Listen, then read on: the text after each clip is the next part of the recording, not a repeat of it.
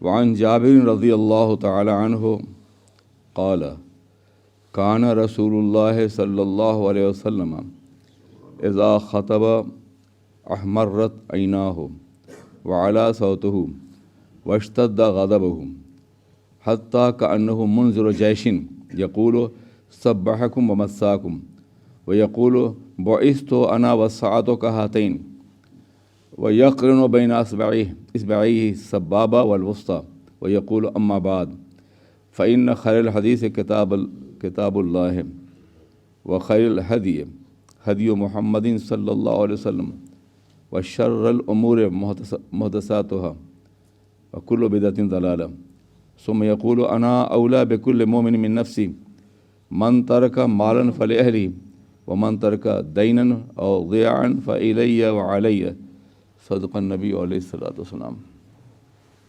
تھوڑی سی لمبی حدیث ہے۔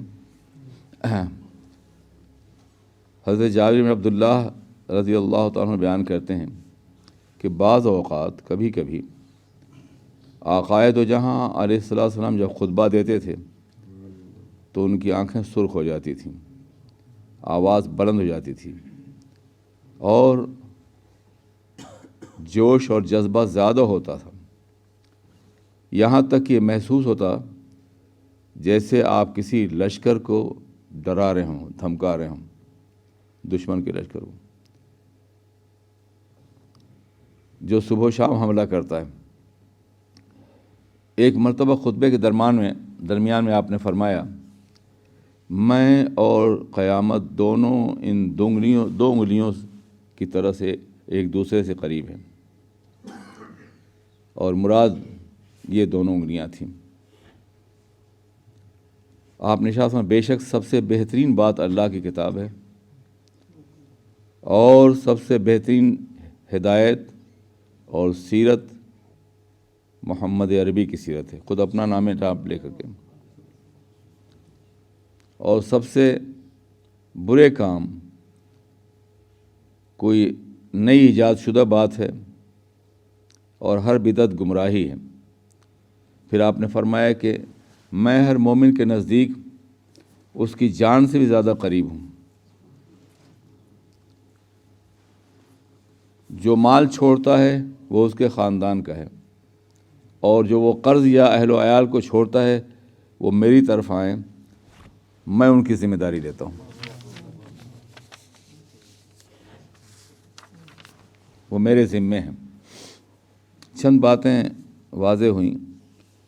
ہر بدعت گمراہی، اور کل اس سے پہلے میں بتا چکا ہوں کہ بدعت سیئہ گمراہی ہے۔ دین میں کوئی ایسی بات نکالنا جس سے دین کو نقصان پہنچے وہ گمراہی ہے۔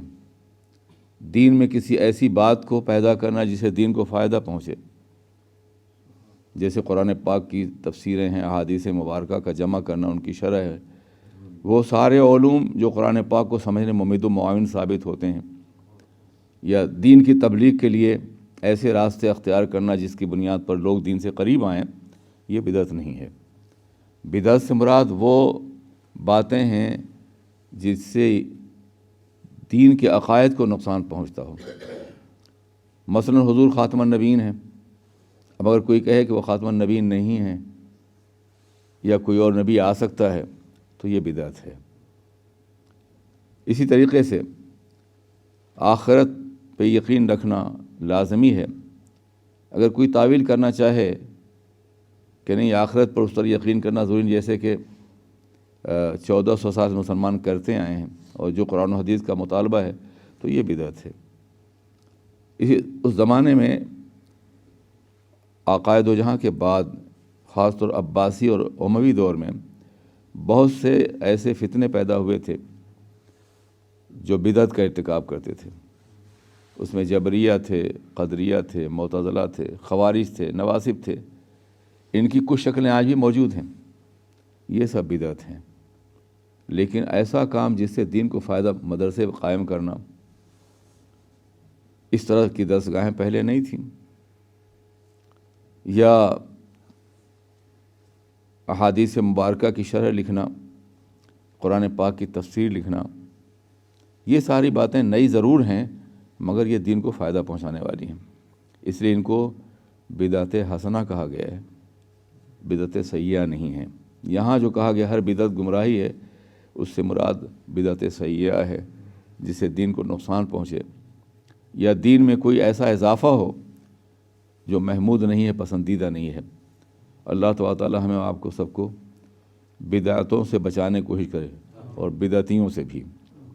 ایک بات اور یاد رکھیے کہ آقا تو یہاں اتنے کریم ہیں، اس قدر رؤوف ہیں، اس قدر رحیم ہیں کہ آپ اپنے خطبے فرماتے ہیں انا اولا بکل مومن من نفسہ، میں ہر مومن کے لیے اس کی اپنی جان سے بھی زیادہ قریب ہوں۔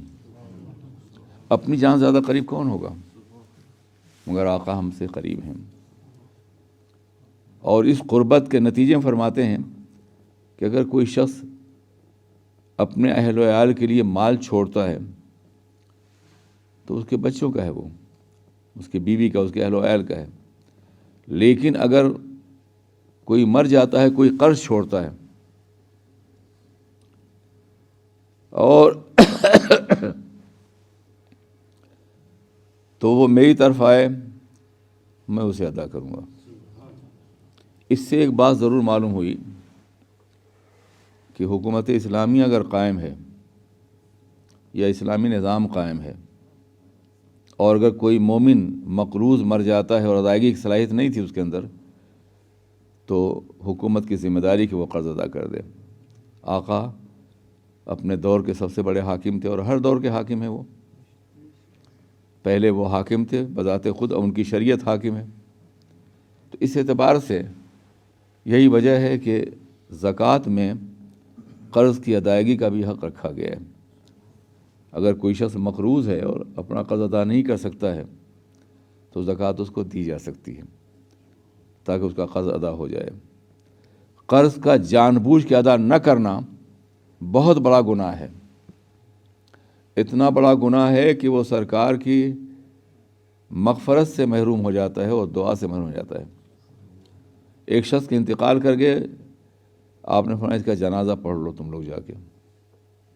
لوگوں نے پڑھ لیا، مگر بڑی حیرت ہوئی کہ آقا تو ہر مسلمان جنازہ پڑھتے تھے، ہر مومن کا، اس لیے کہ عام لوگوں کی دعائیں قبول ہوں یا نہ قبول ہوں، لیکن مرنے والے کے حق میں نبی کی دعا تو مغفرت کی ضمانت ہے۔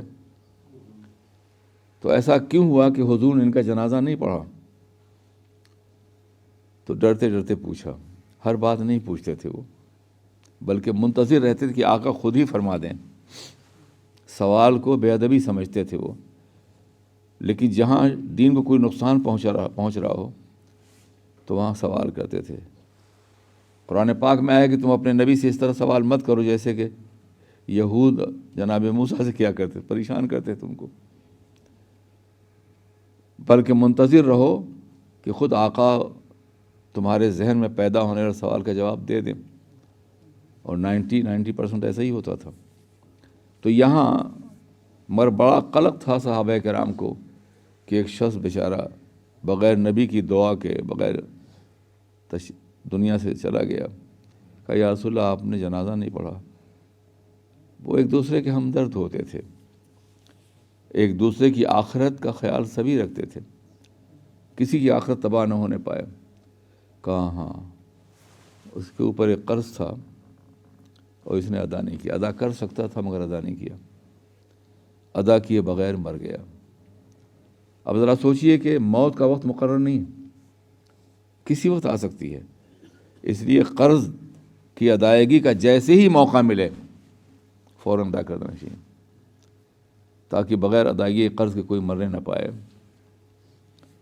اب حضور نے قرض کے سلسلے میں لوگ اور بھی غلطیاں کرتے ہیں، اس قدر اہمیت کیوں دکھائی اپنے عمل سے؟ اس کی وجہ تھی قرض بندے کا حق ہے نا، اور اگر آقا جنازہ پڑھ دیتے تو وہ بخش دیا جاتا، تو قیامت میں وہ حق نہ ملتا بندے کو جس کا وہ مستحق تھا۔ جنازہ مغفرت کی دعا ہے نا، تو اگر آپ جنازہ پڑھ دیتے تو یقین ہے کہ اس کی مغفرت ہو جاتی۔ تو وہ بندہ جس کا حق مارا گیا ہے کل قیامت میں وہ حق سے محروم ہو جاتا. اور فیصلہ یہ ہے شریعت مطہرہ کا، اگر کسی پہ کسی کا قرض ہے اس نے نہیں ادا کیا اور قیامت میں مدعی قرض دینے والے نے دعویٰ دائر کیا کہ اس نے میرا قرض نہیں ادا کیا، یا میرا مال مارا ہے، یا کوئی بھی چیز ہے مجھ پہ زیادتی کی ہے، تو اللہ فرمائے گا اسے ادا کرو. پورے میدان محشر میں گھومے گا، کوئی ادا نہیں کرے گا، کون ادا کرے گا وہاں؟ تو اللہ تبارک تعالیٰ اس کی نیکیاں جو زندگی کی ہیں اس کے حوالے کر دے گا. قرض کے مقابلے میں نیکیاں، نماز، روزہ، حج اور زکوٰۃ، یہ اس کو مل جائے گا جس نے قرض دیا تھا اس نے ادا نہیں کیا تھا. اور اگر نیکیاں نہیں ہیں اس کے پاس تو اس کے گناہ اس پہ لاد دیے جائیں گے. تو حق العباد یہ بہت ہی خطرناک معاملہ ہے. اس لیے آقا فرماتے ہیں کہ جو قرض جو اہل و عیال کے لیے چھوڑے ورثہ وہ ان کا ہے، لیکن اگر کوئی بغیر قرض دیے ہوئے مر جائے تو میں ادا کروں گا. یہ ان کی رحمت للعالمینی ہے کہ کل میدان قیامت میں کوئی مومن، میں جان سے بھی زیادہ قریب ہوں، رشتہ دار جان سے زیادہ قریب تو نہیں ہوتے بیٹے والا، پیغمبر ہیں، النبی اولا بالمؤمنین انفسہم، نبی مسلمانوں کی جان سے زیادہ قریب، قرآن پاک کا حکم ہے. تو رشتہ داروں سے زیادہ میرا حق ہے امتیوں پر، اور امتیوں کا حق ہے میرے اوپر. اس لیے میں اس قرض کو ادا کروں گا جو شخص بغیر ادا کیے ہوئے مجبوری کی بنیاد پہ دنیا سے چلا گیا. ربنا تقبل منا انک انت السمیع العلیم وتب علینا انک انت التواب الرحیم. وصلی اللہ تعالی علی خیر خلقہ محمد وآلہ وصحبہ اجمعین برحمتک یا ارحم الراحمین.